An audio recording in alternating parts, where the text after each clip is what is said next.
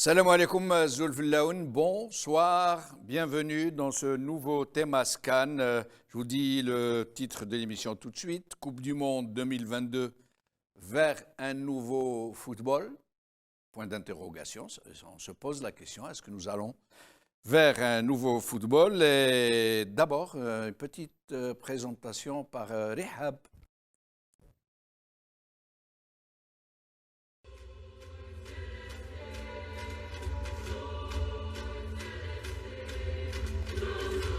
La finale de la Coupe du Monde aura lieu demain, dimanche 18 décembre.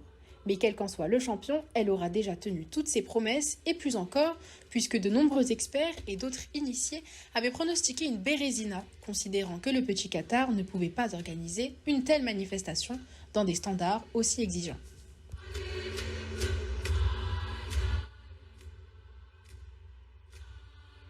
Ils auront eu tout faux. Cette édition s'est jusque-là déroulée dans les meilleures conditions. Le petit Qatar a réussi un véritable prodige. Pourtant, et alors qu'une très large reconnaissance était attendue de la presse, une partie de celle-ci s'est répandue dans une stigmatisation contre le pays organisateur qui a souvent frisé l'hystérie. Nous en verrons quelques images au cours de l'émission.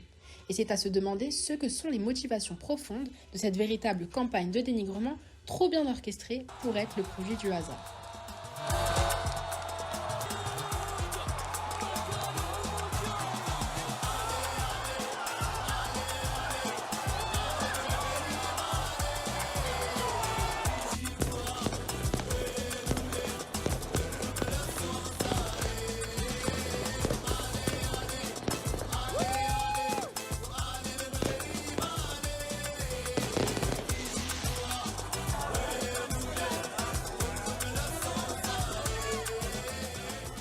Mais la bonne nouvelle est que les opinions publiques se sont révélées beaucoup moins perméables à ce genre de stigmatisation que d'habitude.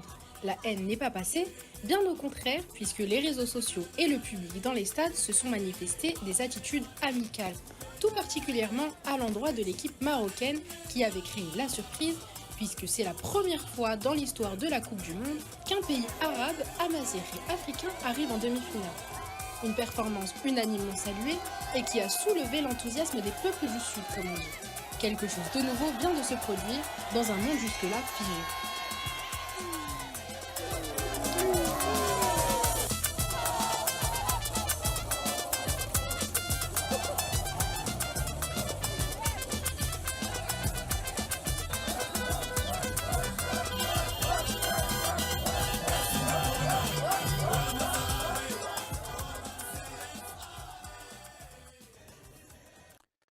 Pour en parler, j'ai le plaisir de recevoir Gamel Bina, analyste politique, fondateur du mouvement des droits civiques. Gamel, merci d'être avec nous. Merci pour l'invitation. Merci. Karim Naïtou Slimane, analyste politique, enseignant à l'université Paris Descartes. Karim Naïtou Slimane, merci d'être des nôtres. Bonsoir Djemeldine, merci de l'invitation. Bonsoir à vos chers invités. Bonsoir aussi aux téléspectateurs et téléspectatrices qui nous regardent. Merci. Docteur François Deros, médecin, expert judiciaire, président de l'association Justice et Droits sans frontières. François, merci d'être de nôtre. Bonjour Jamaldine, bonjour à vos téléspectateurs, à tous vos invités également. Merci. Alors, François Deroche, si nous commencions par vous, Qatar, est-ce que ça a été mission impossible? Est-ce que ça a été mission accomplie? Même si la Coupe du Monde n'est pas encore finie, mais le plus gros a été fait. À votre avis, ça s'est passé comment? Aujourd'hui, on peut dire, sans rougir, que le Qatar a organisé probablement, d'ailleurs c'est pas moi qui le dis, c'est le patron de la FIFA qui dit la plus belle Coupe du Monde depuis que la Coupe existe, c'est-à-dire 1930, avec la première Coupe avec l'Uruguay. Donc on peut dire aujourd'hui que le Qatar, ce petit pays, a su démontrer par les actes, et non pas par, ce ne sont pas des opinions, des sentiments, ce sont des faits. Il a construit des stades qui étaient sécurisés, de beaux stades, une belle architecture et surtout, du beau football. Et puis aujourd'hui, on a quand même le résultat. On a pour la première fois une équipe arabe qui arrive en demi-finale. Et puis quelque chose encore rare qui n'est jamais arrivé, qui arrive pour la première fois, c'est que depuis la création de la Coupe du Monde, en huitième de finale, il y a tous les continents qui sont représentés. C'est-à-dire aujourd'hui, on a tous les continents qui sont représentés. Cette Coupe du Monde, on aura l'occasion d'en parler, mais elle a fait quand même, moi je n'ai pas été payé par le Qatar pour dire que comme on a reproché aujourd'hui pour le Parlement européen, je pense qu'il y a quand même énormément de choses qui ont été faites. Aujourd'hui, au Qatar, on n'a plus cette kafala, c'est-à-dire que cette garantie, cette caution que tout travailleur étranger devait avoir pour pouvoir travailler. Aujourd'hui, au Qatar, nous avons un salaire minimum. Au Qatar, nous avons, et ce n'est pas moi qui le dis, c'est l'Organisation mondiale du travail qui le dit, et qui dit que les conditions de travail des travailleurs ont amélioré par rapport à avant. Et aujourd'hui, je pense qu'il ne faut pas voir il faut voir ce que le pas de géant qui a été fait par ce petit pays qui est le Qatar, et qui a fait tout ce qu'il fallait faire pour améliorer le quotidien de ses travailleurs. Bien sûr, nulle œuvre n'est parfaite. Il y a des choses encore à faire. Mais est-ce que les conditions de travail, même ici en France, en Europe, est-ce qu'elles sont optimales, idéales? Non, je ne le pense pas. Voilà. Donc aujourd'hui, il y a beaucoup de choses à faire, mais le Qatar a fait déjà beaucoup de choses. Mais écoutez, moi personnellement, je ne suis pas un connaisseur de football et encore moins de ces événements, de la Coupe du Monde et tous les grands événements sportifs qui s'organisent. Je ne suis pas ça de près. Mais par contre, d'après l'impression que j'ai, en tout cas ne serait-ce que sur ce que je vois à peu près sur les médias, sur les réseaux sociaux, sur aussi les quelques matchs que j'ai vus, parce que cette fois-ci, comme il y a eu parfois des challenges intéressants, j'ai suivi par exemple les 2 derniers matchs du Maroc. Première équipe africaine à atteindre la demi-finale. J'ai vu aussi quelques rencontres qui est un peu de pays forts en football. En tout cas, j'ai constaté que effectivement, côté organisation, c'est un événement réussi. Donc on n'a pas vu de débordement, on n'a pas vu de problèmes comme ça qui sautent aux yeux.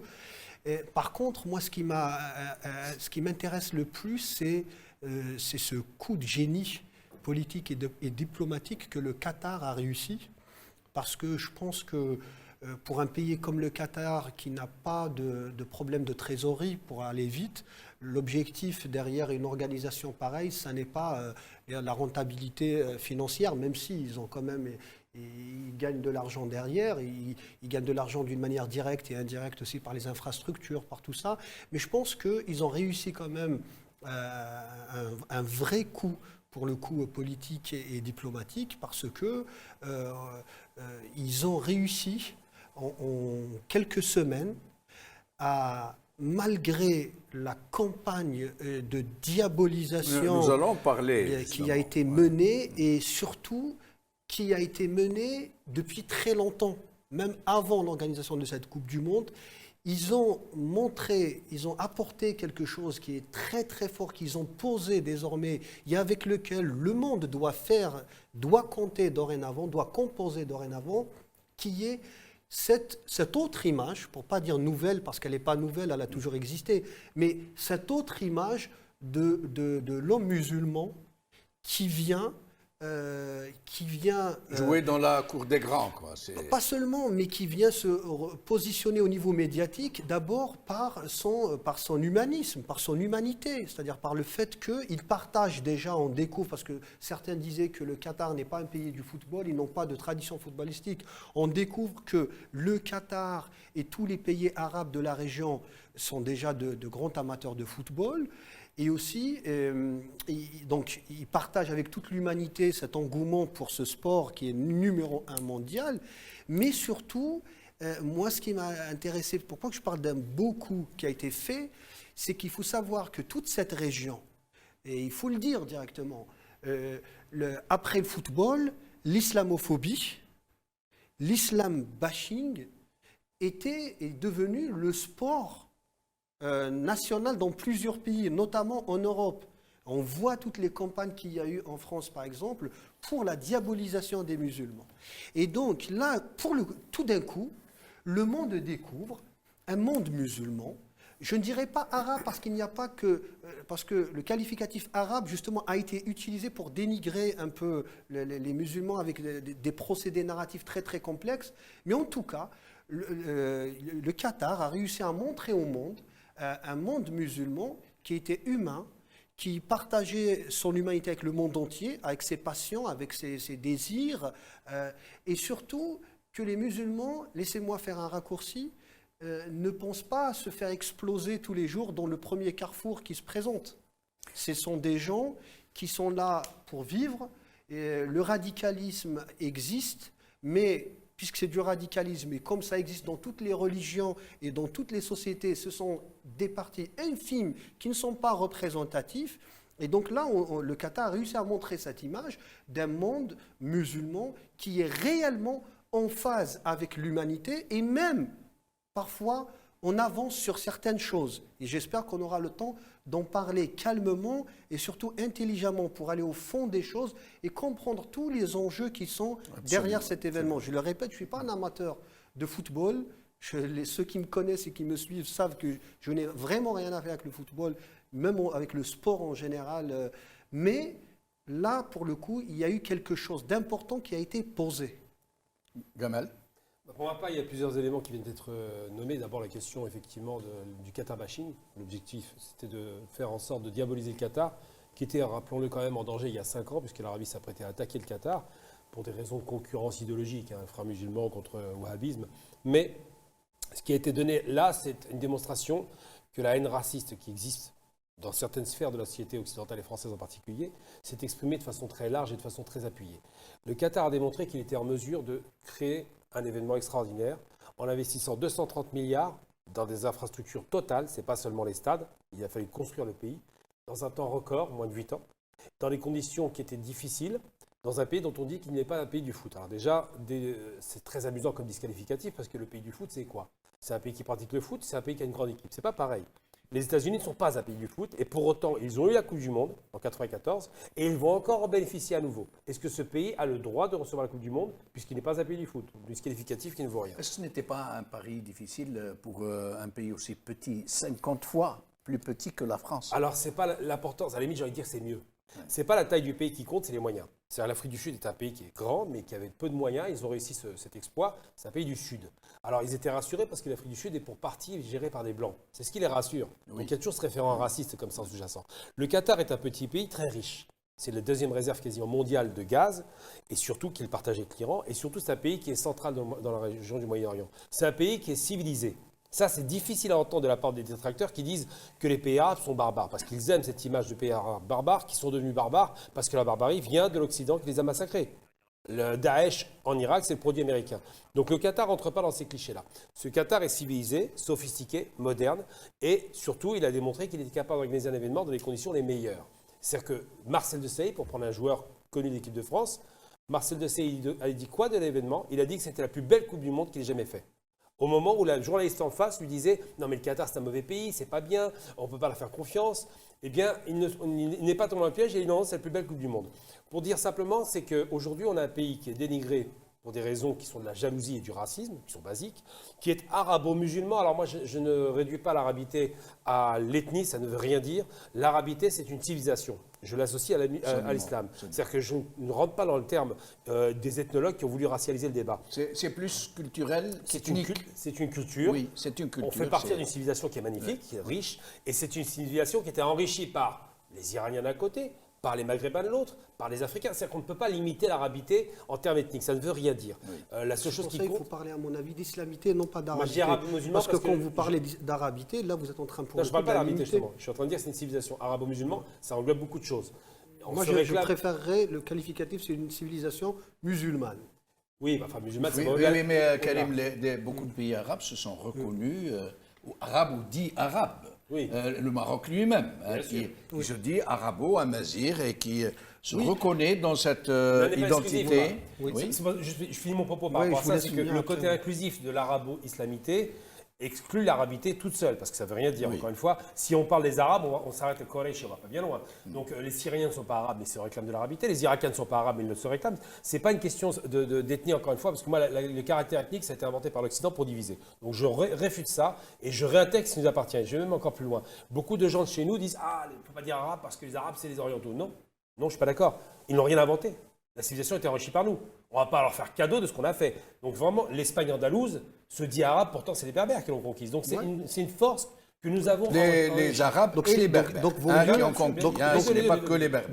Donc, vaut mieux pas attribuer de critères ethno-linguistiques. Parce que, oui, mais vous mettez le critère linguistique. Et si vous rajoutez ça, il faudrait rajouter tout le reste. Moi, je préfère plutôt dire la civilisation musulmane, elle inclut a fortiori tous les peuples, toutes les ethnies, toutes les langues qui ont contribué à cette richesse. Et ça nous permettrait vraiment de sortir par le haut de cette problématique qui nous freine sur beaucoup de choses. Karim, pardon, on échange. Bien sûr, il faut, absolument. Alors, dans ce cas, pourquoi ne pas élargir en plus de musulmans? Parce que beaucoup de peuples se sont réjouis qu'ils n'étaient pas musulmans, des Africains. Ah oui, toute bien sûr. l'Afrique, tous les pays du Sud, voire même les opinions publiques occidentales qui sont félicitées. C'est pour ça que moi je dis que le Qatar a réussi quelque chose, c'est de mettre toute cette région qui a été exclue par un travail profond médiatique pendant des années et des années. Le Qatar a réussi à replacer cette région-là, tout ce territoire, dans le territoire de l'humanité mondiale. Tout le monde s'est reconnu. Donc, par le sport, en passant par le football. Oui, et c'est intéressant. Et c'est là qu'il y avait un coup à jouer. Ils l'ont réussi. Très sincèrement, après qu'il y ait des problèmes, on en parlera tout à l'heure, il y a des problèmes, il y en a partout. Et il faut nommer les problèmes, mais il faut aussi parler des choses qui ont été réussies. Il y a un exemple juste important. Moi, je ne vais pas faire d'ethnicisation du débat, parce que ça, c'est les termes occidentaux qui ne m'intéressent pas. Je pense civilisationnel. C'est-à-dire, quand on dit que les Européens sont européens, il n'y en a pas qui vont dire non, on n'est pas européens, on est plutôt de l'Ouest. La question qui se pose, c'est quoi? C'est que les Qataris ont été attaqués pour deux raisons. La première, la jalousie, qui est évidente. C'est des pays modernes, et ça, c'est difficile à avaler, parce qu'ils ont transformé en moins de 20 ans, depuis le 11 septembre, des zones désertiques inintéressantes où les gens s'achetaient des robinetteries en or, en vrais pays modernes. Donc déjà, c'est une chose. Deuxième chose, ils ont associé la modernité à la tradition, qui est une tradition d'accueil, de civilisation, de beauté, de parfum, de bel accueil, de beaux vêtements, toutes ces choses-là qu'on ne connaissait pas. C'est-à-dire qu'on voit les Arabes comme des arriérés, alors qu'en réalité, la civilisation a 1400 ans. Et pourquoi je parle d'arabité par rapport à l'islamité? Parce que c'est lié. C'est parce qu'on les a attaqués pas seulement pour l'islam, c'est trop réducteur, mais pour leur tradition arabe de la région qui est accueillante comme la nôtre, il n'y a pas de problème, je ne fais pas de distinction. Mais ce qui est important de rappeler, c'est quoi? C'est de dire que le Qatar a imposé par exemple une règle qui est formidable et qui doit peut-être, derrière, va être reproduite. Ils ont dit pas d'alcool. Ça a donné quoi? Il n'y avait pas une zone plus ou moins, mais pas d'alcool. Ça a donné que la Coupe du Monde s'est passée sans le moindre incident.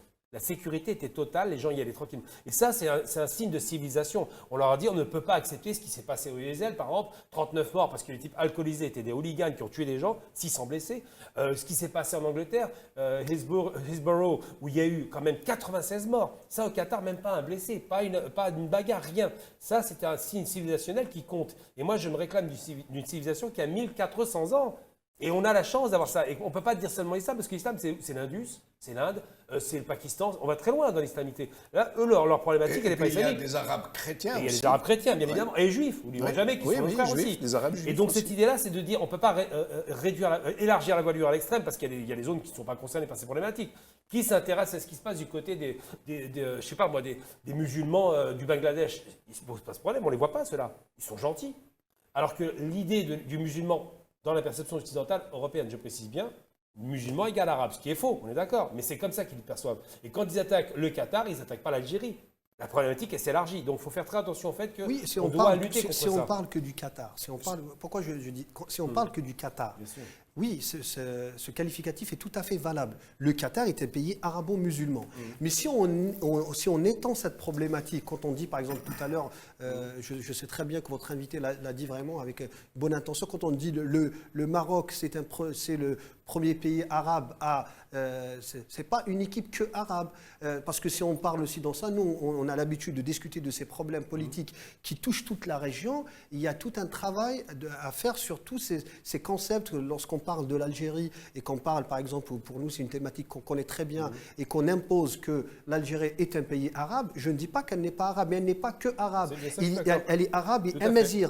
Alors, pour moi, si on dit l'Algérie arabe, il faut dire l'Algérie arabe et amazigh. Mais mon avis à moi, si on veut aller loin pour sortir par le haut de cette problématique, on dit l'Algérie. Oui, mais parce qu'on ne dit pas la France latine. Moi, je on ne dit pas Oui, moi, je suis inclusif. J'ai envie de dire simplement l'Algérie est un pays arabe, amazigh, africain. Oui, voilà. Et ça, c'est la richesse, c'est du plus. Alors, François, avant de passer à notre tour de micro. Moi, je rejoins Karim. En fait, aujourd'hui, d'ailleurs, quand on voit la civilisation arabo-musulmane, et si on veut voir 9 savants sur 10 étaient des noms arabes, c'était des musulmans, effectivement. Et puis je pense que il y a beaucoup plus de musulmans que d'arabes.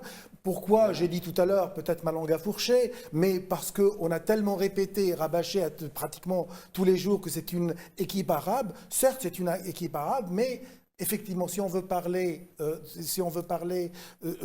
être exhaustif, il faut parler de civilisation musulmane, d'islamité. Ouais. Le monde arabe. Mais si on peut élargir l'éventail, dire c'est une équipe arabo-musulmane, c'est parfait. africaine, et c'est parfait encore. où tout le monde se Oui, ça c'est très bien. En fait, moi, ce que j'essaie de dire, soit on élargit, et on est inclusif, on inclut tout le monde. Non, on élargit. Soit on prend un terme neutre qui ne crée pas de ressentiment, parce que nous, on a vécu ça très violemment dans la région, et ça s'est traduit. Oui, vous prenez par exemple l'Algérie, c'est dit sur papier, c'est un pays, la langue officielle, c'est l'arabe et l'amazigh. Vous ne voyez aucun signe régalien en amazigh en Algérie. Ah, ça, c'est le débat, mais... Donc, mais là, c'est un sujet, mais je comprends qu'elle est... Mais nous, on ne va pas être exclusif, on va dire arabo, musulman, amazigh, africain, c'est la première fois. C'est la richesse du pays, en réalité. Absolument. Alors, il y a eu beaucoup de sympathie à l'endroit du Maroc, y compris du côté des opinions occidentales, qui ont vraiment manifesté beaucoup de... mais sauf que... Nous allons voir quelques images des télévisions d'une certaine presse qui était dans la stigmatisation, qui était, j'allais dire, dans la haine, pour dire les choses. Nous allons voir plusieurs passages de plusieurs journalistes et nous allons essayer d'en parler pour essayer de comprendre ce qui motive, ce qui impulse ce genre d'attitude pour le moins très malsaine. Alors, nous allons d'abord voir une autre vidéo qui est très courte, la 8. Vous allez être choqués. Eux considèrent, les gens qui ont commis je ne sais pas comment qualifier ce que vous allez écouter, tout à fait banal, juste question d'en rire. Mais écoutez bien. Je vais vous faire marrer. Hier soir, je suis arrivé tard. Je me suis commandé un petit club sandwich et je crois que Thierry Roland était derrière tout ça. Voilà, comme ça vous savez tout. Bon, vous êtes bien installé, tout va bien, il n'y a pas de souci, la ville est belle. Il y a beaucoup de mosquées. Bon, vous êtes bien installé, tout va bien, il n'y a pas de souci, la ville est belle. Il y a beaucoup de mosquées. Bon, vous êtes bien installé, tout va bien, il n'y a pas de souci, la ville est belle. Il y a beaucoup de mosquées. Oui. Si on pouvait... Vous êtes au cadre. Ça sera coupé au montage, mais c'est du direct. Ça sera coupé au montage, mais c'est du direct. Ça sera coupé au montage, mais c'est du direct. Bon, cher Jacques, je ne sais pas comment prendre cette affaire-là. Je suis un peu démuni parfois, le modérateur que je suis. Il se marre. Alors, mais pourquoi toute cette haine? Pourquoi tout le monde évite de parler de ce véritable prodige, je le dis, moi personnellement je l'assume, du Qatar à avoir réussi avec une telle apothéose cette Coupe du Monde? Personne n'en parle quasiment. J'imagine que si c'était le contraire, ils ne se seraient pas gênés pour dire que c'est une bérésina. Alors que là... c'est un déferlement de racisme à peine imaginable et personne ne trouve à redire. Alors, tout d'abord, je voudrais quand même, avant de commenter ces images, dire que ce sont des délits. C'est quelque chose qui est condamnable par le droit français. Aller comme ça, c'est inciter à la haine raciale, parce qu'il n'y a pas d'autre qualificatif. C'est inacceptable. Dans un pays qui se dit garant des droits de l'homme, dans un pays qui respecte le droit, et on ne peut pas tolérer.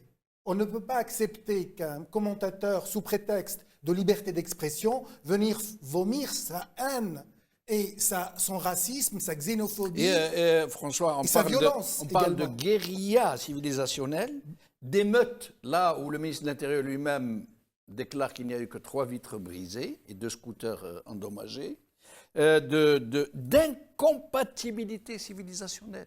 Ce sont des racistes, ce sont des haineux, ce sont des gens qui ne sont pas bien. Couleur de peau. Je pense, j'irais même au-delà de ça, je dirais, c'est le médecin qui parle. Ils ont des problèmes, il faut absolument qu'il aille se faire soigner. Mais avant de se faire soigner, ces gens-là, il faut absolument les faire passer devant un juge pour qu'il explique pourquoi ils ont dit cela. Et toutes les chaînes aussi qui ont diffusé ces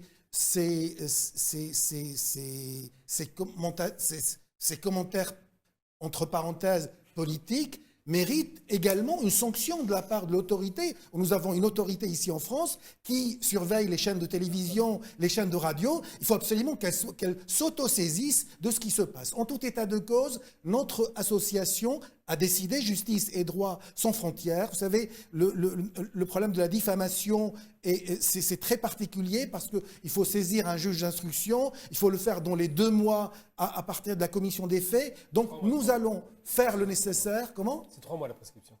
Pour ce qui concerne tout ce qui est droit de la presse, c'est 3 mois la prescription. 3 mois, en fait, en tout état de cause, j'avais des informations comme quoi c'était 2 mois. En tout état de cause, nous avons décidé de saisir cette affaire et puis de demander à un juge d'instruction et puis surtout à la juridiction, aux juridictions de donner le point de vue de la justice et du droit français, parce qu'on ne peut pas, effectivement, si on laisse ces haineux parler, et si on laisse ces gens-là inciter à la haine raciale, bien sûr, on finira par avoir la guerre civile ici. Donc ces gens-là, il faut absolument les faire venir devant un juge pour qu'ils s'expliquent, en tout état de cause, les condamner parce que nous sommes dans un pays de droit. La liberté d'expression, c'est quelque chose de sacré. La liberté fondamentale également, c'est sacré. Mais encore plus sacré, la liberté, ce qu'on appelle le droit, la dignité humaine, la liberté de conscience, la liberté de se réunir,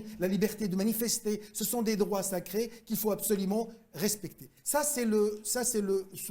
C'est très important de le dire. Maintenant, quand on voit ce qui se passe, maintenant ils ont pour leur argent.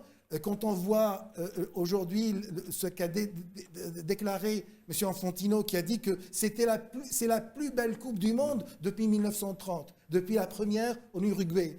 Et donc aujourd'hui, on a une Coupe du Monde qui a été bien préparée, qui a été bien réalisée, et puis on a des matchs de grande qualité.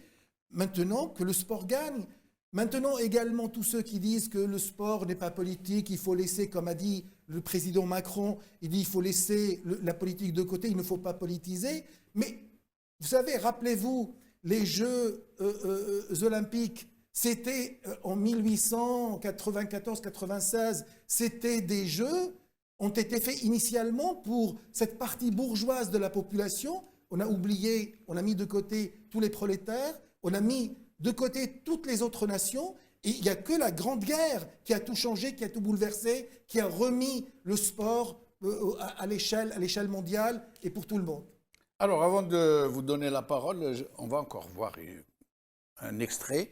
Vous savez que la shahada, la profession de foi chez les musulmans, c'est lever l'index droit. Hein, c'est une profession de foi, c'est très pacifique. Oui. Alors écoutez ce qu'en dit une chaîne de télé allemande. Aber ein Foto der marokkanischen Fußballnationalmannschaft sorgt unterdessen für Irritation.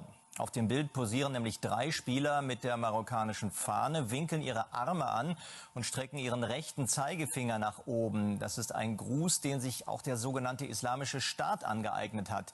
Die Kämpfer posieren mit der Geste häufig nach Eroberungen. Unklar ist, ob sich die WM-Spieler aus Marokko der Bedeutung der Geste bewusst waren. Bevor die Dschihadisten die Geste proklamierten, galt sie im Islam. Alors, je commente en même temps.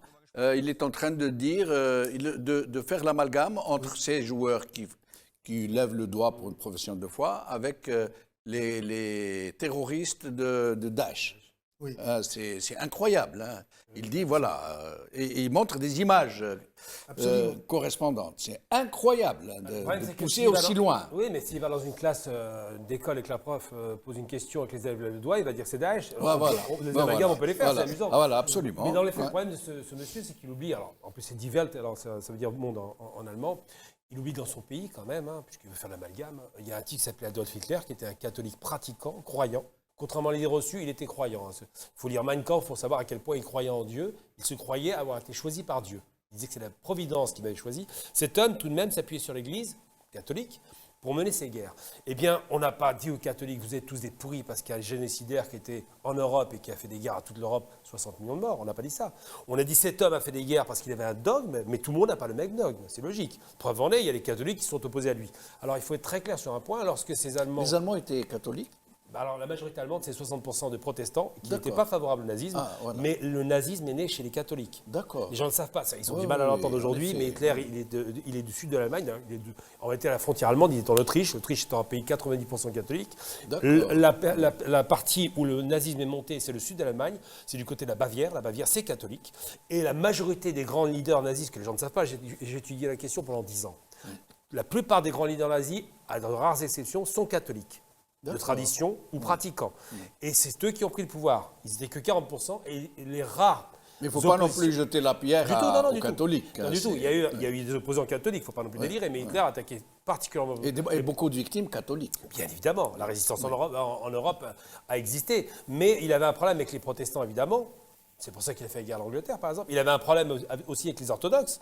On voit bien qu'il s'associe aux Oustachis croates contre les orthodoxes qui sont serbes. Donc cette dimension religieuse n'est pas absente. Et pour autant, on n'essentialise pas. On ne va pas dire les catholiques sont responsables de ce qu'Hitler a fait. Là, ils disent que Daesh, parce ils font la profession de foi, est-ce que tous les musulmans du monde entier, jusque dans l'Indus ou n'importe où, font la même chose, ce n'est pas une surprise. Ouais. Et ils font un amalgame entre 3 types avec le sourire qui croient en Dieu, ce qui est normal.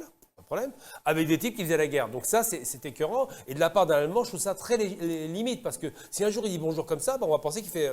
Donc on peut aller loin dans la bêtise. Mais qu'est-ce qui motive ça, Karim? Pourquoi sont-ils dans une telle attitude? C'est ce que je disais quand j'ai commencé ma première intervention, c'est que là, on voit très bien dans la tête de ces gens la contradiction qu'ils ont en fait entre ce qu'ils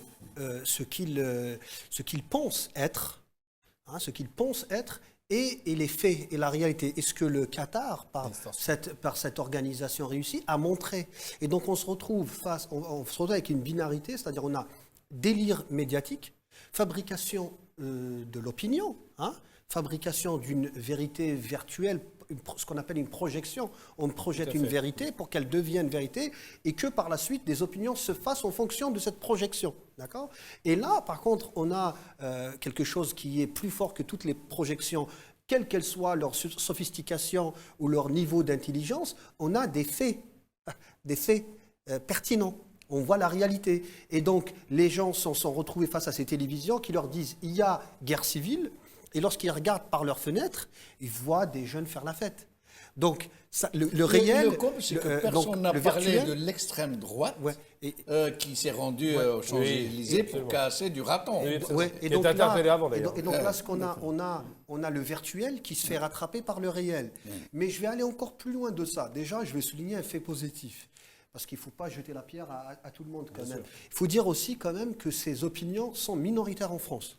Et que même si elles disposent de moyens médiatiques énormes, elles n'arrivent pas à mobiliser. Elles n'arrivent pas à mobiliser. Mais justement, comment ça se fait que pour cette fois-ci, malgré cette stigmatisation en marche, orchestrée d'une façon absolument incroyable, l'opinion publique n'a pas réagi, J'ai- la haine n'a pas pris, bah, de la j'ai- même manière qu'une mayonnaise Ouais, qui ne prend pas. Parce qu'il y a les faits, c'est ce Pourquoi que je disais. En fait, il y a le virtuel, mais lorsque le virtuel fait face au réel, le virtuel s'évapore. Il devient ce qu'il est réellement, c'est-à-dire c'est du virtuel.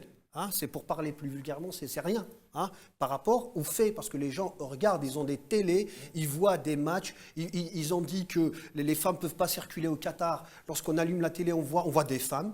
On voit des femmes voilées et non voilées. Plus que ça, Hein, même, on même voit très légèrement vêtu pour la, Oui, la bien star sûr. de la Croatie. Oui, Bon, oui. c'est pas. Oui, oui, On voit en fait, c'est représentatif de ce qui est la planète en Bien fait, sûr, de bien ce que c'est que de ce événement planétaire. voilà, d'un événement planétaire. C'est-à-dire il y a de toutes les cultures, de toutes les couleurs, si vous voulez, il y a de tous les genres et tout ça. Mais pour revenir à ce qui se passe en particulier en France, parce que nous sommes en France, donc déjà il faut dire que ces opinions sont minoritaires, n'ont pas réussi à prendre parce que tout simplement il y a les faits qui les contredisent, mais surtout que profondément la société française, elle n'est pas, d'après ce que je vois, d'après ma vie, personnellement mon parcours personnel en France, ça n'est pas une société profondément raciale. Hein. Raciste plutôt, pardon. Raciste. Et donc leur fondement de pensée n'est pas basé sur la race. Hein. Je peux donner un exemple très Et même concret, en pour politique, confirmer. bien sûr.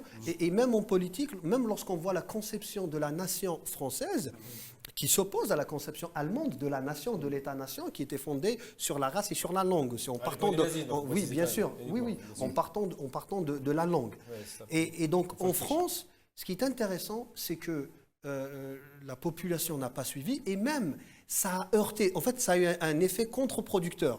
C'est-à-dire, en fait, ces mensonges ont heurté l'opinion publique qui a vu toutes les contradictions, ce qui fait que ces chaînes-là se sont discréditées, elles ont perdu du crédit et même se sont même ridiculisées à tel point que, vous voyez la personne le journaliste que vous avez montré au début qui leur disait, qui se plaignait du fait qu'au Qatar, il y a beaucoup de mosquées, et bien une semaine après, il était obligé de refaire une vidéo, et je ne sais pas ce que vous pouvez la trouver ou pas, mais en tout cas, le même type, le même journaliste a refait une vidéo avec, vous voyez l'habit qatari, l'abaya et tout ça, et des rébans et tout ça, pour se dire que lui-même, finalement, il trouve que c'est joli et que c'est festif, et il a été bien reçu, bien sûr. Bien sûr, je pense aussi, il faut dire que le téléspectateur n'est pas idiot. Celui qui regarde, il a le choix.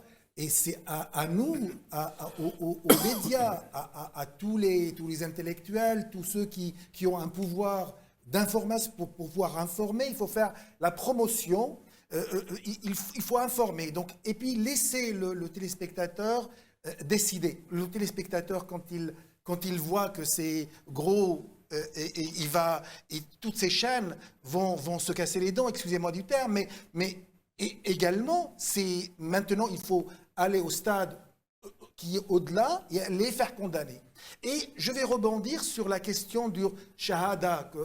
Je pense également, il y a, moi j'ai appris l'arabe, vous le savez, et vous savez, il y a, quand on dit Allahu Akbar, c'est vraiment le plus beau nom, en fait, la plus belle phrase en arabe, et d'ailleurs, si on veut la traduire, Dieu est grand. Mais évidemment, Dieu est grand. D'ailleurs, c'est bien, vous faites bien de le préciser, la traduction Allahu Akbar n'est pas Allah est le plus grand, c'est Dieu est le plus grand. Parce que la traduction de Allah, c'est Dieu. Oui. Or, eux, ils préfèrent garder Allah pour faire un peu, pour faire peur, quoi. En fait, la traduction de Allahu Akbar, c'est Dieu est le plus grand. Voilà, pourquoi je vous dis ça? Parce que également, à des chaînes comme la vôtre, doivent également informer la population, ces téléspectateurs, pour expliquer ce qui se passe. D'ailleurs, même chose, ça c'est la première phrase. La deuxième phrase, il y a quelque chose de sacré qui est tellement beau, le djihad. Mais le djihad, on a mis ce mot qui est tellement sacré, on l'a associé à quelqu'un qui se fait exploser. Alors que djihad al-Akbar, le grand djihad, c'est l'inverse de... non seulement c'est l'inverse, mais c'est quelque chose de sacré, c'est quelque chose de magnifique, c'est quelque chose d'humain, d'humain, qui apporte... mais c'est également... Ça veut dire l'effort en arabe. Oui, l'effort. Il faut absolument essayer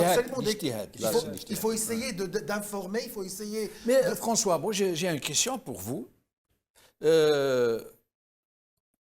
C'est un phénomène qui est en train de se passer là sous nos yeux sans qu'on s'en rende vraiment compte.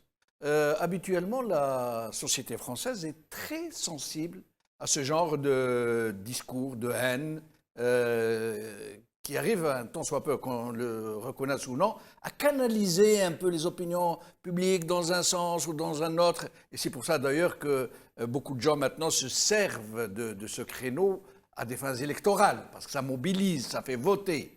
Or, on a l'impression qu'il y a quelque chose un ressort qui s'est cassé dans cette logique, quelque chose de puissant qui est en train de monter. La première, ça a été Zemmour, dont tout le monde attendait quasiment l'élection au premier tour, presque. Et puis aussi, aujourd'hui, Zemmour qui est sorti par la petite porte, par la chatière. Et puis là, après toute cette campagne haineuse des plus grands médias, qu'est-ce que ça donne? Ça donne une réaction très saine de l'opinion publique à travers les réseaux sociaux, à travers les bons sentiments qui ont été exprimés pour l'équipe marocaine. Comment expliquez-vous cette chose nouvelle qui est en train de monter grâce au football, justement? Parce que le football, le sport a toujours été fédérateur. Le sport a toujours été une fête. Le sport, c'est le respect, c'est le fair play. Le sport, c'est jamais le racisme, c'est jamais le rejet de l'autre. Regardez les équipes, quand vous avez des équipes l'équipe de France incarne cette diversité, cette particularité, cette beauté et cette puissance également. Et quand on voit tous encore une fois, ces racistes qui parlent à la télévision, moi je fais confiance aux téléspectateurs, à son intelligence. Et on a découvert le poteau rose de ce qui se dit, de tout ce qui est en train d'être dit, d'être fait par des chaînes qui aujourd'hui, on va dire, les masques sont tombés. Et je pense qu'après cette Coupe du Monde, ces chaînes vont payer l'addition très lourdement parce que l'information qui n'a pas été... Il n'y a pas d'autre choix que ces chaînes. Si, il y en a. Les gens...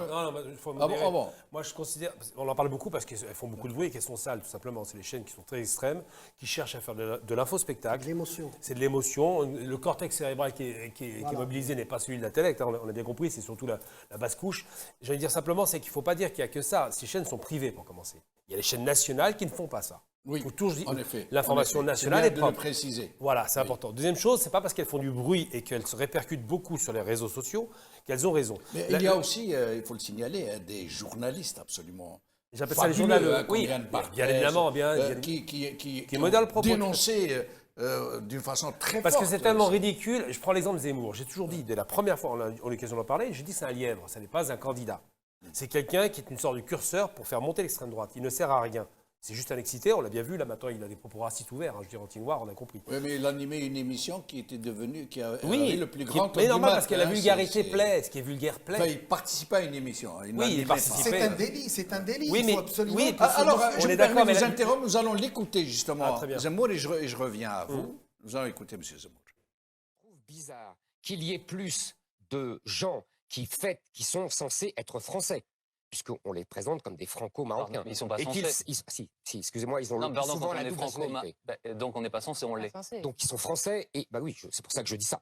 Si vous m'interrompez pas, vous allez comprendre pourquoi je dis ça. Non, mais je suis obligé de vous interrompre. Non, ils sont censés. Laissez-moi finir. Je vous assure, je parle comme j'ai envie, et vous me reprenez après, mais pas quand je parle. Qui sont censés être français, et qui célèbrent la victoire du Maroc. Qui célèbrent la victoire du Maroc le jour où la France gagne. Je n'ai pas vu... Pardon. Non, après, aussi. Hier soir, il y avait encore des gens qui célébraient et qui se battaient avec les policiers. Deuxièmement, je vois même des gens qui sont franco-marocains et à qui on demande « Pour qui êtes-vous » pour France-Maroc et qui disent unanimement pour le Maroc. Non, pas unanimement. Je n'ai pas vu, quand il y a un match France-Italie, des gens d'origine italienne qui disent « On est pour l'Italie ». Je n'ai pas vu. On a entendu énormément de supporters dire qu'ils étaient doublement heureux à voir les deux drapeaux. Je veux revenir sur un point très précis, pardonnez-moi parce que c'est très important. Ah oui, c'est très important, vous ne pouvez pas qualifier ce qui s'est passé hier d'émeute. Émeute, ça a un sens, monsieur. Vous avez montré les images des gens qui se battent contre les policiers. Nous avons montré les images. Ça comment? Vous comparez ce qui s'est passé hier avec ce qui s'est passé par exemple à Villiers-le-Bel à l'époque. Vous appelez ça comment? Je vous rends la parole, Gamal. De toute façon, Zemmour, moi j'ai eu l'occasion de souvent le provoquer dans des radios, télévisions, pour un débat direct. Il n'a pas de courage, c'est un peu heureux. Parce que c'est un type qui Il faut être très clair, hein. C'est pas parce qu'il fait du bruit, ça reste un polémiste qui est très limité intellectuellement. Il joue la carte de... Mais ce genre de jugement, il est Non, très mais heureux, non, il est vraiment très limité. ouais, Mais pourquoi? Parce qu'à chaque fois qu'il donne une vérité, souvent ceux qui font les sbroufs comme ça, ce qu'on appelle l'enfumage, ils vous parlent beaucoup, ils font beaucoup de digressions pour se donner l'impression qu'ils ont de la culture. Mais ça s'appelle de la limite. On a eu le phénomène Soral à l'époque, c'est pareil. C'est des gens qui sont dans une posture agressive et qui, pour avoir raison, vous disent « mais c'est vrai parce que je le dis ». Ça ne fonctionne pas comme ça. Maintenant, pour les propos qu'il vient de tenir là, alors déjà, il me fait rire, il dit ouais, des Italiens qui voient l'équipe d'Italie jouer et qui sont français, ils sont pour la France. C'est pas vrai. C'est pas vrai, c'est pas vérifié. Pourquoi? Et plus encore quand c'est un pays du Sud. Moi, ce que j'expliquais, j'ai eu l'occasion d'en parler hier sur une chaîne russe, j'ai dit pourquoi, effectivement, les Marocains, Algériens, Tunisiens, je sais pas, Sénégal ou n'importe quel pays africain ont tendance à soutenir leur pays d'origine. Le phénomène est très simple à observer. On a de grandes puissances, de grandes nations du foot qui sont riches et qui gagnent très souvent, tout le temps, sont toujours en finale, demi-finale, face à des outsiders, des petites nations qui font rêver. Parce qu'avec des moyens réduits, ils font ce qu'on n'attendait pas. Eh bien ça séduit n'importe qui. Moi, par exemple, je vois le Japon qui fait un beau score face à la Croatie. J'aime le Japon, j'aime la Corée du Sud, j'aime l'Inde. C'est une question de se dire, le petit face au grand. C'est en gros David face à Goliath. Qui n'aime pas le petit poussé qui va vaincre le géant? C'est toujours séduisant. Donc c'est pour ça qu'ils aiment ce pays-là. Si le pays était aussi fort que la France, comme les Italiens par exemple, ou les Espagnols, évidemment que là c'est partagé parce qu'ils ont tendance à dire, bon, je vais préférer l'équipe du pays dans lequel je vis plutôt que l'autre. Mais j'ai envie de dire simplement, c'est que Platini, quand il joue pour l'équipe de France, ça ne l'empêche pas de jouer pour l'Italie.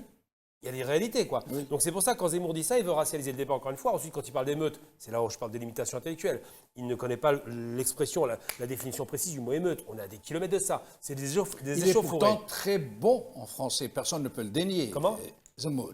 Non, il est pas bon très bon en français. Il ne peut pas ne pas connaître la véritable signification d'émeute. Le sens du mot, il l'a. Oui.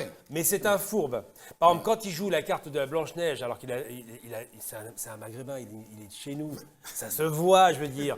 Alors quand il joue cette carte-là pour en rajouter des couches, ça me rappelle un peu d'Ornella, Charlotte Dornella. Madame est portugaise et bourgeoise, et elle joue la grande... Non, il faut arrêter. Il a claqué la porte derrière lui, ça ne veut pas dire qu'il est meilleur. Mais ces positions excessives ne changeront rien. Et je vais parler d'un phénomène d'ailleurs qui est très intéressant par rapport à ce réflexe raciste.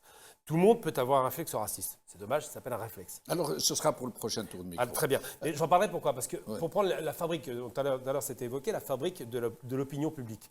Les chaînes d'information privées tentent la fabrique. Ça n'a pas marché avec Zemmour. Ça ne fonctionne pas. Elles tentent la fabrique parce que c'est vendeur, c'est vulgaire, c'est facile et ça séduit. La violence séduit.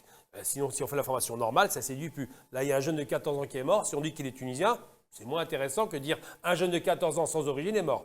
Eh bien, c'est pour donner un exemple très concret, là je parle d'histoire, parce que l'histoire est intéressante de ce point de vue-là. En Allemagne, du temps du nazisme, jusque dans les années 30, les nazis faisaient des propagandes anti-juives à fond. En 1932, ils laissent tomber ça. Ils voient que les Allemands ne prennent pas. Ils ne veulent pas entendre parler de ça. Ça ne marche pas. L'antisémitisme nazi ne prend pas dans la société allemande. Il faut 10 ans pour que ça commence à prendre. Parce qu'il faut du temps pour fabriquer l'opinion. Ça ne se fait pas en 3 jours. Et là, en l'occurrence, ce qui se passe, c'est que les Français lambda voient bien qu'entre ce qui est dit à la télévision et les faits, ils voient que c'est la fête, les gens sourient, ils sont sympathiques, c'est les familles. Ils voient que sur le terrain, les joueurs qui ont du cœur voient leur maman, leur embrasse le visage, enfin le front, c'est des choses qui ont du sens. Eh bien ça change l'opinion publique. La Coupe du Monde est belle et les gens sont beaux. Karim, comment Marocain, franco-marocain, pourquoi soutient-il le Maroc? Ils disent même, les Italiens, par exemple, franco-italiens, ne soutiennent pas l'Italie, ce qui est totalement faux. Nous avons vu des Italiens, ou les Portugais, des Espagnols, des Portugais, franco-portugais, soutenir leur pays d'origine sans que cela ne choque qui que ce soit. Et là, en l'occurrence, pourquoi ça choque? En fait, ça ne choque pas, ça choque ces personnes, en fait. C'est-à-dire, ces personnes-là, il faut comme le disait Bourdieu, pour comprendre quelqu'un, il faut savoir d'où il parle, en fait, d'où il parle. Eux, ils parlent à partir de leur idéologie. C'est-à-dire, parce que Zemmour est devenu la droite de l'extrême droite. C'est-à-dire c'est son rôle politique, c'est de banaliser... Peut-être même l'extrême droite de l'extrême droite. Voire même, voilà, l'extrême droite de l'extrême droite. Et son rôle, c'est un rôle politique très pertinent dans la crise actuelle, parce qu'il faut savoir que la France et le monde occidental, mais notamment l'Europe est en crise, et elle a une crise existentielle, une crise politique, économique, elle est vraiment en crise. Alors, dans le paysage politique, ce qu'on fait justement, parce qu'on parle de fabrication de l'opinion publique, ce qu'on fait pour éviter de parler des vrais problèmes, alors on crée, pour revenir à la théorie du bouc émissaire, justement, j'ai oublié celui qui l'a théorisé, mais elle est très pertinente, c'est-à-dire on crée des boucs émissaires pour que la société se décharge via ces boucs émissaires, et évite la culpabilité collective, la responsabilité collective de la situation. Ça vient de l'Ancien Testament, les Juifs chargeaient le bouc de tous leurs péchés, le lâchaient dans le désert. Et j'ai oublié le nom du philosophe qui a fait une relecture du mythe d'Oedipe sur cette base-là est très très importante. Et Zemmour, son rôle, c'est justement de désigner ce bouc émissaire. Et on l'a vu clairement lors des dernières élections présidentielles, le débat politique dont la plus vieille société politique du monde n'a pas eu lieu. Les questions politiques fondamentales, profondes, économiques, sociales, sur le modèle social en France, la France a été construite sur le modèle de l'État-providence. Ce concept a été diabolisé. Et on évite d'expliquer ce que c'est que sortir de l'État-providence, parce que la France est en train de sortir de ce modèle. Le fonctionnariat, ils sont en train de le tuer. L'hôpital public, il est en train d'être détruit. L'école publique, la sécurité sociale, l'école publique, tout ça et tous les acquis de la société française sont en train d'être détruits. René Girard. René Girard. Voilà, absolument, il est très très important. Et donc, tout ça, ça a été mis de côté. Pourquoi ? Parce qu'il y a des gens comme Zemmour qui sont portés par des médias qui bénéficient de la situation de crise actuelle, qui est la crise de l'hypercapitalisme. Et donc, ils sont là pour créer ce bouc émissaire qui permet d'éviter. Donc, ils sont là pour racialiser le débat. Ils savent très bien que ça n'est pas porteur, mais ils y vont parce que ça permet d'éviter les vrais problèmes. Et donc, lorsqu'on revient à un Marocain, un franco-marocain qui supporte l'équipe du Maroc, déjà, j'ai envie de dire, est-ce que ça, c'est réellement important, déjà ? Tout à fait. Est-ce que c'est réellement important par rapport à une société où il y a une inflation, il y a la cherté du coût de la vie, il y a les services publics. Il faut quand même connaître ce que c'est que le ce que représente. Peut-être pas ça détourne justement. Bien sûr, il faut quand même mesurer ce que représente le modèle français dans le monde, le modèle de la société française dans le monde, la protection sociale, tout ce dont j'ai parlé tout à l'heure. Donc, on ne parle pas de ces gens-là, mais par contre, on se met à réfléchir à ce qu'un franco-marocain a le droit ou pas de supporter l'équipe du Maroc. Et après, on vient avec des arguments d'autorité, dire qu'un Italien, un franco-italien ne supporte pas l'Italie. Mais qui le prouve ? Qu'est-ce qu'il prouve ? Alors, nous allons voir quelques images et j'aurai une question très particulière. Et moi, je voudrais... Oui, allez-y. Je voudrais rapidement, parce que ça me gêne quand même qu'aujourd'hui, qu'on dise « M. Zemmour est un homme politique ». Pour moi, M. Zemmour, avant tout, c'est un délinquant. Il faut absolument qu'il réponde. Bon, ça reste quand même un homme politique. C'est un délinquant, c'est un tambour creux. Pardon, mais c'est à la justice de le dire. Absolument. On ne peut pas nous dire que c'est un délinquant. À la limite, on peut demander ce qu'il passe en justice, vous savez, mais quelqu'un qui parle ouvertement, mais sans masque, qui parle aujourd'hui de différences raciales. Mais le CSA n'a rien dit. Il considère que ça fait partie des libertés. Il ne parle pas d'un, il est beaucoup plus fin. Liberté, il n'est pas bête, Zemmour. Il ne dit pas de différence raciale. Il ne parle pas de problématiques raciales. Il est très malin, il parle plutôt de civilisation.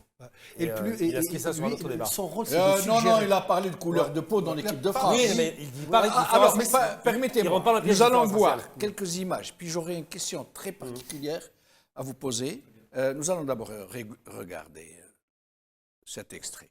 Les Italiens, au bout de 2 ou 3 générations, ils étaient plus italiens, ils étaient français. Donc ils supportent la France. Même Platini, même Laurence Ferrari, qui ont des origines italiennes, ils jouent pour la France ou ils supportent la France de manière naturelle. C'est la première fois qu'un pays africain arrive à ce stade. Non. Laissez-le parler. De manière naturelle. Aujourd'hui, tu es à la 3e ou 4e génération de Marocains en France et ils soutiennent encore le Maroc comme leur pays de cœur. Ça, c'est problématique. Ensuite, tu me dis, non, attends, je ne dis pas que tu puisses avoir un attachement. Pas de problème avec l'attachement, etc. Les racines, je comprends très bien. Je le comprends d'autant plus avec le Maroc, qui est un pays magnifique que moi j'adore. Maintenant, je te pose une question. Quand il y a France-Maroc, est-ce que tu tolères l'idée que ces gens préfèrent le Maroc à la France ? Ça ne me pose aucun problème. Moi, oui. Ma réponse est oui. Moi, ça me pose un problème. Et la double culture, à partir du moment... C'est pas une double culture, c'est une préférence marocaine. Chroniqueur. Alors, j'aimerais vous poser une question. D'abord, commençons par Karim qui vient de là-bas, algérien. De là-bas. De là-bas. C'est louche tout ça. Karim, C'est vrai que nous sommes offusqués de voir ces gens dire que les Franco-Marocains n'ont pas le droit de soutenir le Maroc, que les Franco-Algériens n'ont pas le droit, que c'est presque immoral de le faire, que c'est antinationaliste, que ce n'est pas patriotique, que c'est ingrat à l'endroit de la France qui vous a reçu. Mais, Karim, les Franco-Algériens, si un Franco-Algérien demain soutenait la France avec un drapeau français dans la rue, est-ce que ça passerait? Franchement, hein, est-ce que ça passerait? Vous parlez en France ou... Non, en France. Un Franco-Algérien, un Franco-Marocain qui va soutenir l'équipe française avec un drapeau français contre son pays d'origine, contre l'équipe de son pays d'origine. Est-ce que ça passerait? Je pense que déjà cette fois-ci, ça a déjà eu lieu. Il y a des Algériens, des Franco-Algériens qui, pour certains, ont soutenu le Maroc. Et ça passe? Personne ne les traite de harki, de vendus? Non. Déjà, même ça, sur le terme de harki, il y a eu tout un travail qui a été fait. Je vous donne un exemple, parce que tout à l'heure, j'ai bien aimé, vous avez traduit Allahu Akbar. Regardez, par exemple, comment on fait pour manipuler l'opinion publique. Lorsqu'on parle des moudjahidines du FLN, on ne dit pas moudjahidines. On dit les combattants du FLN. Les anciens combattants. Oui, on dit les anciens combattants ou les combattants du FLN. Par contre, les harkis, on dit toujours les harkis. Parce qu'on a créé une cause. Pourquoi? Parce que si on dit les collabos, si on traduit, il ne reste plus de cause. Parce qu'en France, après la fin de la Deuxième Guerre mondiale, on sait très bien ce qui s'est passé pour les collabos. On sait très bien ce qu'ils ont fait. D'accord. Donc, on ne peut pas dire que, pour les Algériens, les harkis sont les collabos de l'Algérie. Donc on ne fait pas la traduction. Dans un cas, pour les combattants, on fait la traduction. Et pour ce cas-là, on ne fait pas de traduction. D'accord?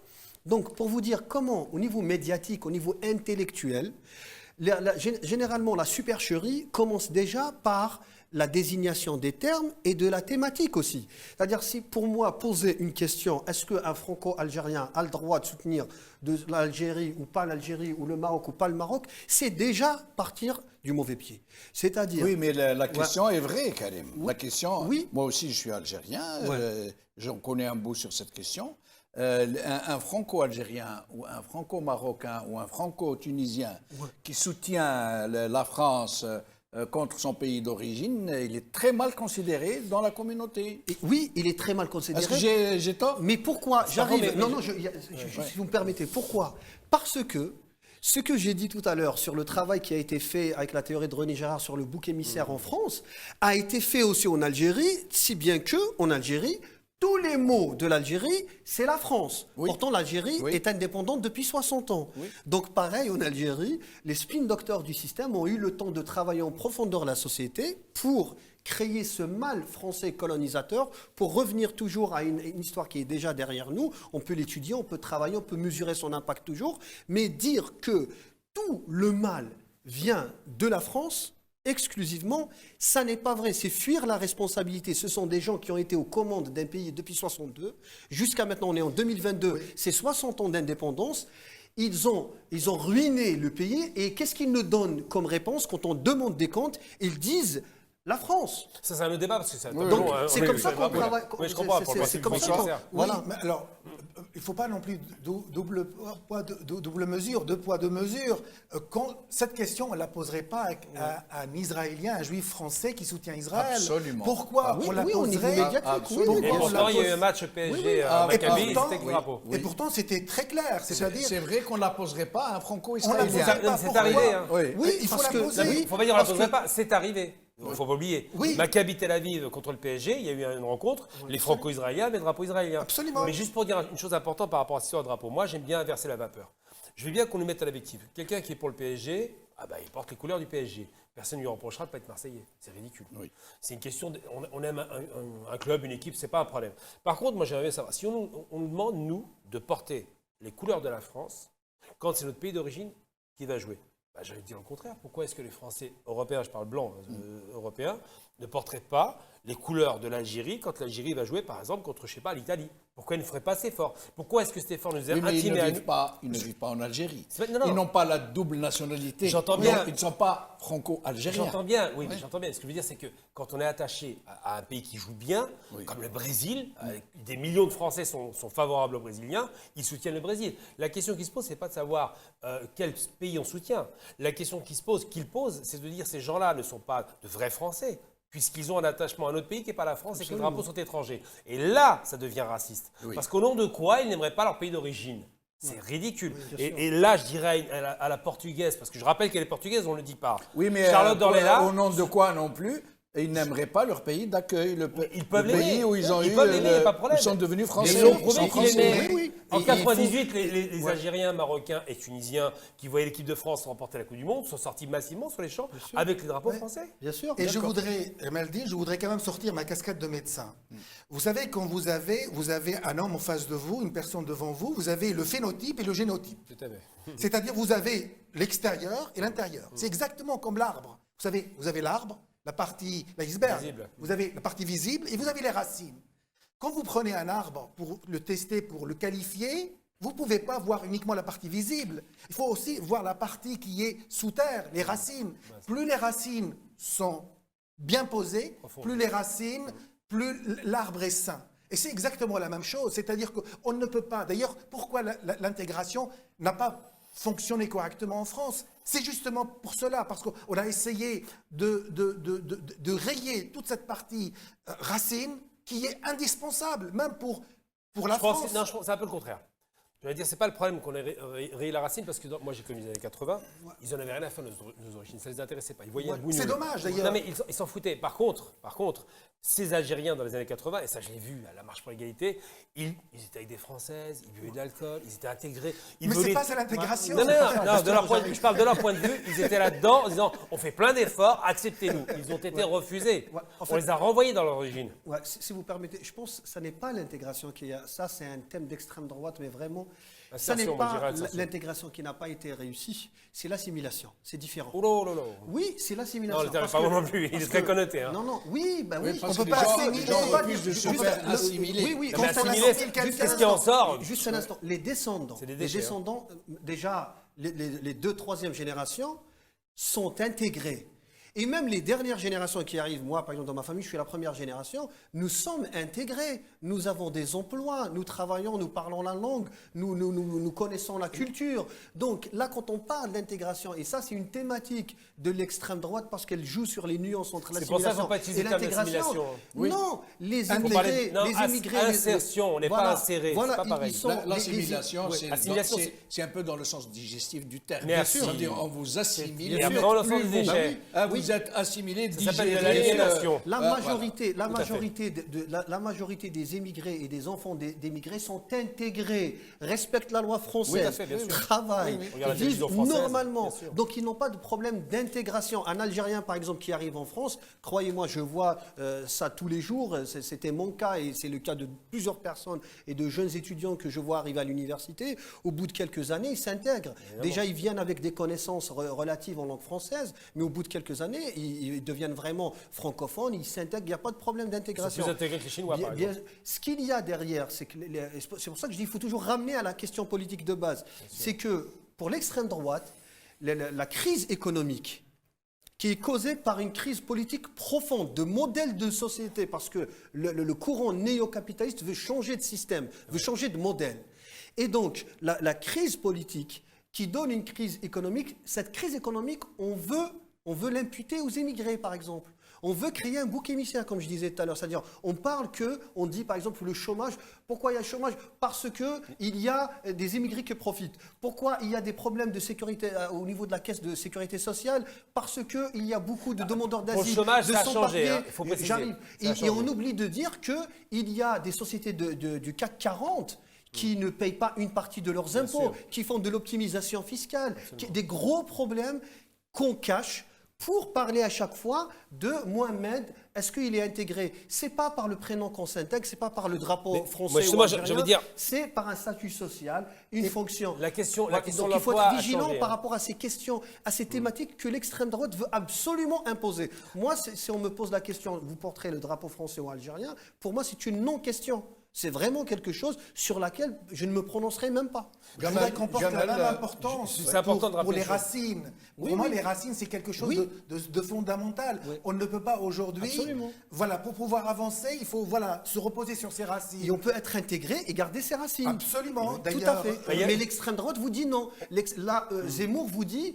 Vous allez être coupé de vos racines à tel point que même votre prénom, il faut le franciser. Oui. Je vais prendre une parole c'est pour ça qu'il faut faire la parole d'un homme connu, Milan Kundera, donc l'écrivain, disait un homme qui ne connaît pas son passé est condamné à le revivre. C'est-à-dire que si on ne sait pas d'où on vient, on va forcément avoir des problèmes pour l'avenir. La question, par exemple, du discours d'extrême droite a évolué. Sur une question économique, ils ne disent plus que l'immigration est un problème par rapport au chômage. C'est fini, ils ont abandonné ça. Parce qu'aujourd'hui, le Français lambda se rend bien compte que l'immigré qui bosse... Dans les années 30, 40, ils même viennent manger le pain des Français. Voilà. 50, 60. Même 60, 70. Ouais. Et après, ils ont abandonné ça parce qu'ils voient bien, le Français de base, il voit bien, l'immigré, il travaille dans le bâtiment, dans les métiers qui sont détestés, métiers qui sont durs. Donc, on voit bien qu'ils ne prennent pas le pain des Français puisqu'il n'y a pas assez de gens pour satisfaire à ses besoins. Donc, ce discours a changé. Par contre, la question sociale, c'est vrai de dire qu'ils viennent prendre les prestations sociales est maintenue pour faire croire qu'on est des profiteurs, oubliant par là même que 10% des chefs d'entreprise en France viennent d'origine africaine. Et je parle de l'Afrique globale. Alors qu'on leur refuse de travail. Mais c'est parce qu'on leur refuse de travail qu'ils créent l'emploi. Explose littéralement dans ce qu'on appelle aujourd'hui les quartiers. 40% de chômage. 40 à 50% 4 fois plus de chômage que dans le reste de la France. Donc ils créent leur emploi. Le phénomène Uber a explosé la création d'entreprises dans les banlieues, et tant mieux, ça leur donne une indépendance. Mais il ne faut pas se tromper c'est vrai que le bouc émissaire fonctionne à plein régime, c'est vrai que la crise économique est violente, c'est vrai que la transition vers une économie ultralibérale va tuer tout le système social qui était installé depuis 1946, depuis De Gaulle, depuis le Conseil national. Et donc à partir de là, on va détourner l'attention. Mais c'est tellement grossier que je répète, et je vais le dire maintenant de façon à nouveau, il faut savoir une chose, c'est que le lâche qui frappe l'immigré qui est pauvre, pas soutenu, qui n'a pas de lobby, qui n'a pas les moyens de se défendre. Ghettoisé. Absolument, ghettoisé. À qui on ne laisse pas d'autre choix que de chercher une identité qui croit à la sienne. Mythifiée. J'ai là-bas, Camis, se crée un costume. Pour trouver un ancrage. Absolument. Et le lâche qu'il attaque, souvent de droite ou d'extrême droite, malheureusement, c'est parfaitement qu'il a en face de lui des gens faibles. Et c'est parce que nous sommes faibles qu'il tape sur nous. Il ne taperait pas sur des forts. Et donc, ça veut dire deux choses. Ça veut dire que les vraies problématiques, l'économie, c'est bien d'en parler. Wall Street, la prédation industrielle, la prédation des marchés financiers, ça fait peur, ils sont trop forts, donc on va taper sur le pauvre.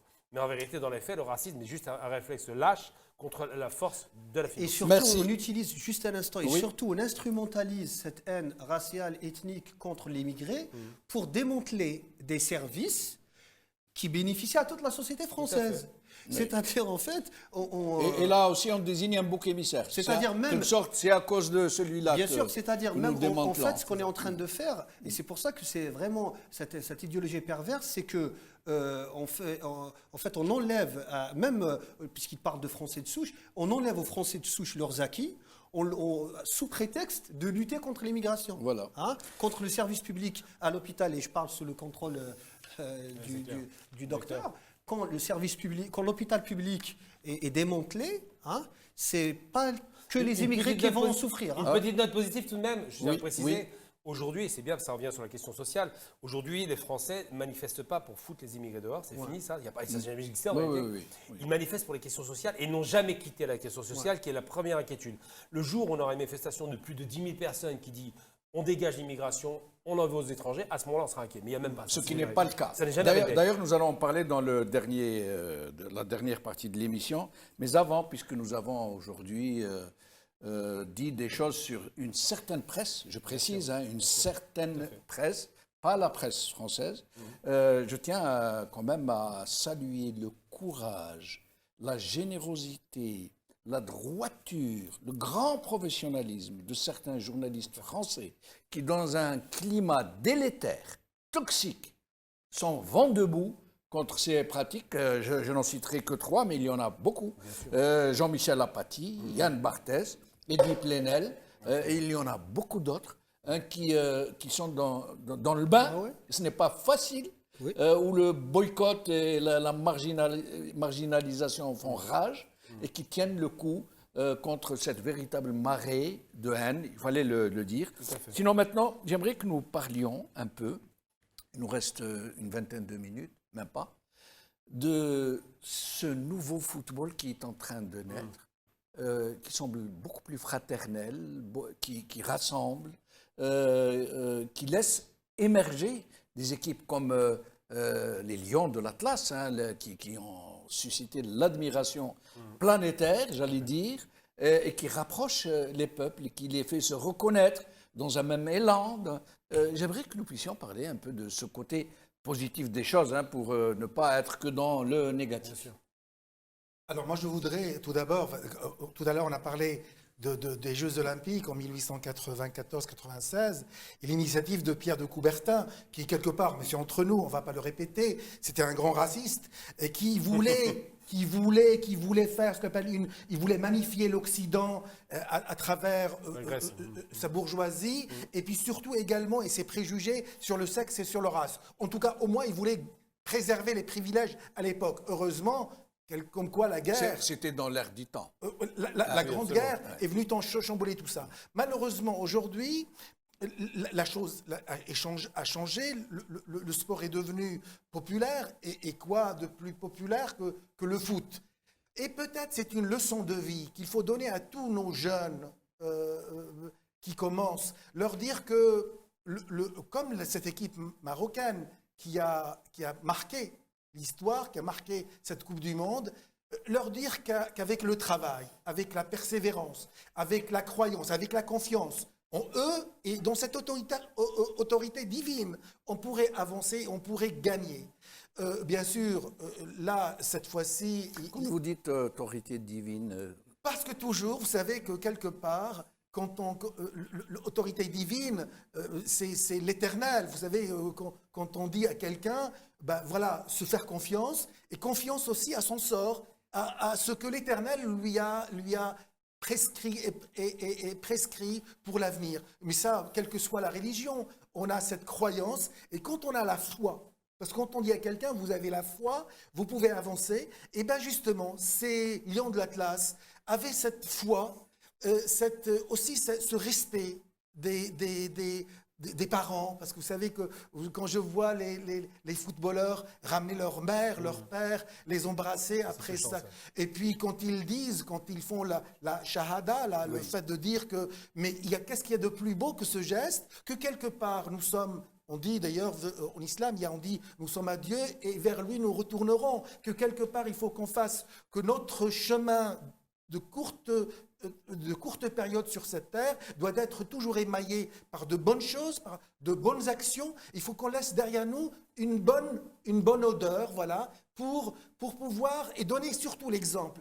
Et cette équipe du Maroc, voilà, elle mérite notre respect à plus d'un titre. Elle mérite notre respect tout d'abord par le travail magnifique, gigantesque, par ce sélectionneur à qui je rends également hommage. Et puis aujourd'hui, qu'est-ce qu'il y a de plus beau que d'entendre le président de la République, Emmanuel Macron, parler de baraka pour Didier Deschamps. Moi, je dis aujourd'hui que l'équipe du Maroc avait la baraka, et tant mieux. Voilà. Alors, nous allons voir cet extrait de vidéo, et puis j'aurai une question pour Karim. L'Algérie, le peuple algérien, n'a strictement aucun problème avec le peuple marocain. Le peuple algérien n'a aucun souci avec le peuple marocain. Ouais. Le peuple algérien est l'un des plus fervents supporters de l'équipe nationale marocaine actuellement. Regarde les images à Alger, sur les écrans géants à Alger, tu serais étonné. Qu'il y ait des bisbilles entre les gouvernements, c'est leur problème, c'est le problème de politique. Là, on est dans du football. Là, on est dans un effet, là, on est dans une Coupe du Monde, c'est un match de football. Donc, on remet les choses à leur place, ça reste un match de football. Les peuples algériens et marocains, ce sont des voisins, ils sont frères et ils resteront frères. Et les Algériens pour les Marocains, les Tunisiens pour les Marocains, les Qataris pour les Marocains. Excuse-moi, Mehdi. Non, mais je suis désolé. Karim, ce football nouveau qui, j'allais dire, qui met bas toute une stratégie vraiment scélérate, chafouine, sordide, montée de toutes pièces pour diviser les peuples marocains et algériens. Et voilà qu'un match, toute l'Algérie soutient l'équipe du Maroc, sort dans la rue, dans les cafés, pousse des you-you. Mais il n'y a pas que ça.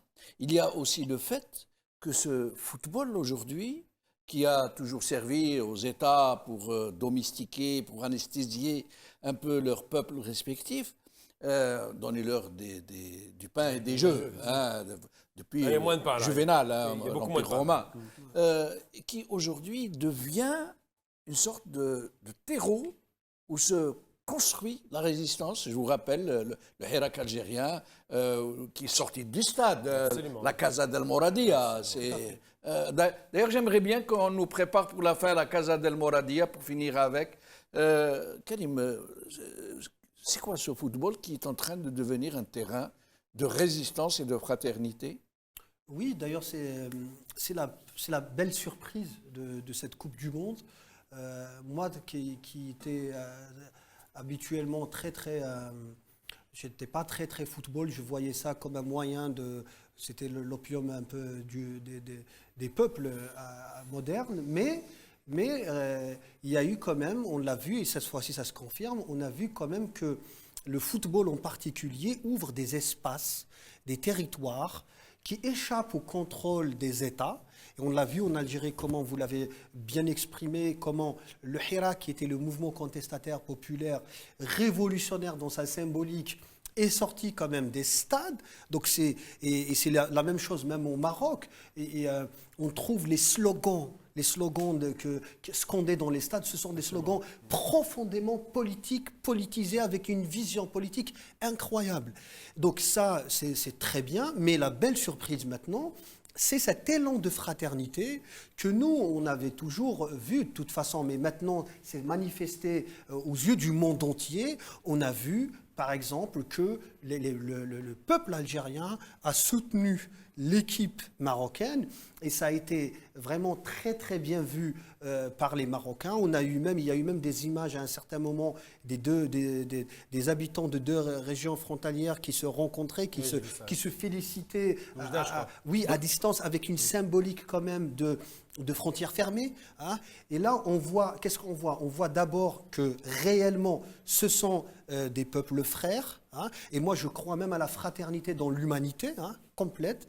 Donc déjà, ça c'est un acquis parce qu'il y a eu un ensemble de manipulations pour faire exploser, pour faire éclater dans la région, pour balkaniser la région et faire éclater un affrontement néocolonial, une guerre des grandes puissances mondiales par proxy dans la région. Donc là, ça a été définitivement écarté parce qu'on voit très bien que les Algériens et les Marocains ne se feront jamais la guerre, quels que soient les problèmes. Il y a des problèmes d'enjeux stratégiques dans la région, c'est de la géopolitique. C'est des problèmes qui doivent être réglés au niveau politique, mais on n'arrivera jamais à un affrontement militaire. Donc ça, c'est d'un côté. Et puis, l'autre chose qui est très symbolique, lorsque je vous parlais de cette symbolique des deux peuples qui veulent se rencontrer, mais qui ont des frontières fermées, on voit ce qu'on disait, nous, dans le mouvement du Hirak, hein, c'est-à-dire qu'actuellement, les peuples dans la région ne vivent plus dans la même dimension temporelle, historico-temporelle que les gouvernements. C'est-à-dire les régimes de tous ces pays, que ce soit le Maroc, l'Algérie, la Tunisie, la Libye, l'Égypte, mais notamment ces trois pays de l'Atlas, réellement sont en retard par rapport à leur jeunesse, par rapport à leur peuple, qui aspirent vraiment à entrer pleinement dans cette modernité qui s'ouvre à nous. Hein. Ce sont des peuples qui portent un espoir d'épanouissement pour la région, mais qui malheureusement pour l'instant, ils sont retenus par l'ignorance et la bêtise des régimes en place. Une seconde, parce que là, il y a des frontières totalement factices.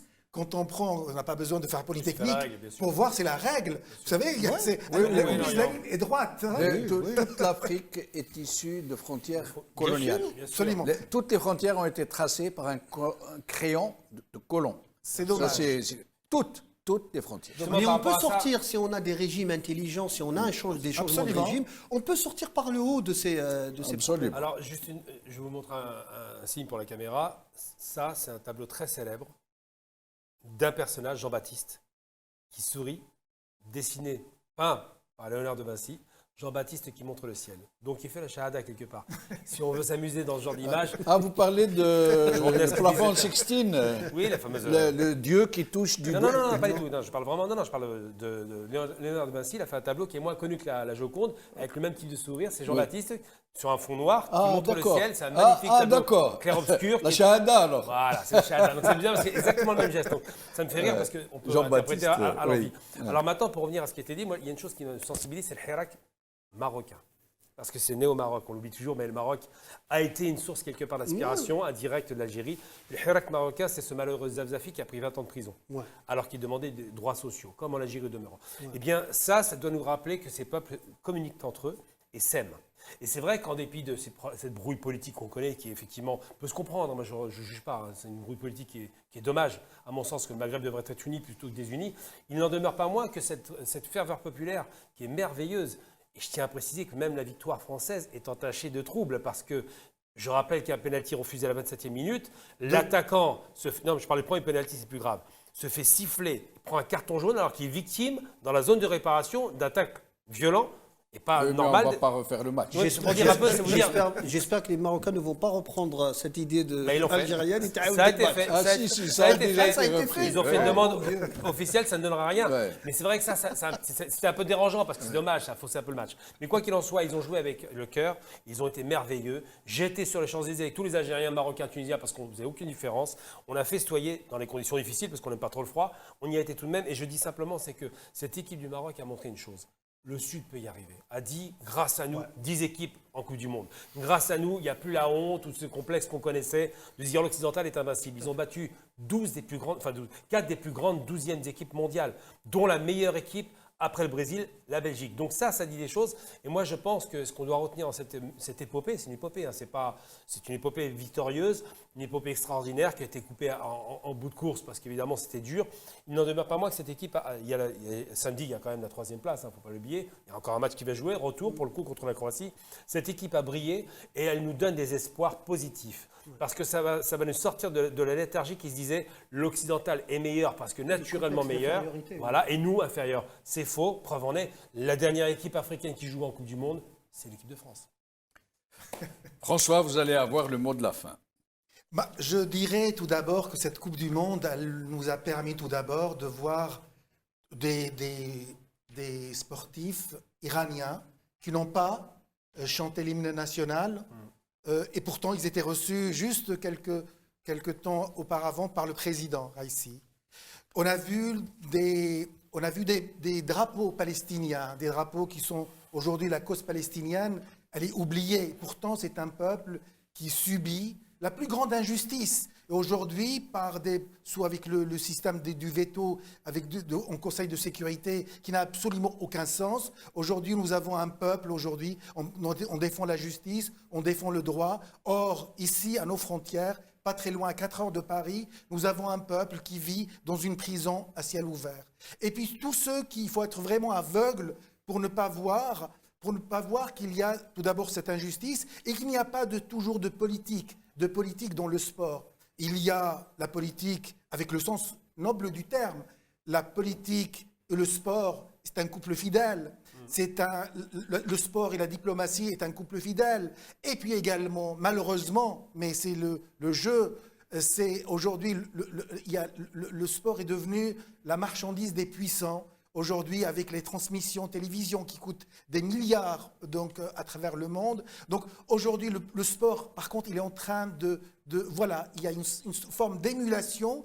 Et surtout avec cette Coupe du Monde au Qatar, on a mis en exergue cette unité, cette spécificité. Comme je vous ai dit tout à l'heure, on a pour la première fois depuis la création de la Coupe du Monde, nous avons en 8e de finale une équipe africaine. Ça mérite quand même que ça soit souligné. On a une équipe qui a fait peur à toutes les équipes. Et puis pendant le match, je ne vous cache pas que j'étais marocain. C'est en demi-finale, c'est pas en huitième. Non, je parle. Non, en demi-finale, ils étaient. Le Maroc était présent en demi-finale, mais tous les continents étaient présents. Tous les continents étaient présents en huitième de finale, et c'était la première fois. Non, c'est déjà arrivé en 2000. Non, c'est la première fois. Tous les continents. Non, vraiment, c'est déjà arrivé avant. On ne faisait pas attention. En tout cas, peut-être. En tout cas, en tout état de cause. Par contre, je voudrais rejoindre sur un point parce que j'ai beaucoup aimé ce qui a été dit par rapport à Pierre de Coubertin qui est encensé. C'est vrai, c'est bien de le rappeler, c'était un raciste, mais ça a été très loin. Les Jeux de 36, il valide. Il félicite les nazis. Il dit c'est vraiment un bon esprit sportif. C'est Coubertin qui parle par rapport à la renaissance de la Grèce antique qui a été valorisée par les nazis qui ont d'ailleurs inventé le principe du flambeau. Et pourtant, on a des stades qui s'appellent le stade de Coubertin encore. Donc voilà, c'est un peu. Imaginons si on avait un stade d'Ashahada. Merci beaucoup, chers amis. François Deroche, Karim Naïtousklimen, Gamal Abina. Merci à vous, chers amis, d'avoir suivi cette émission.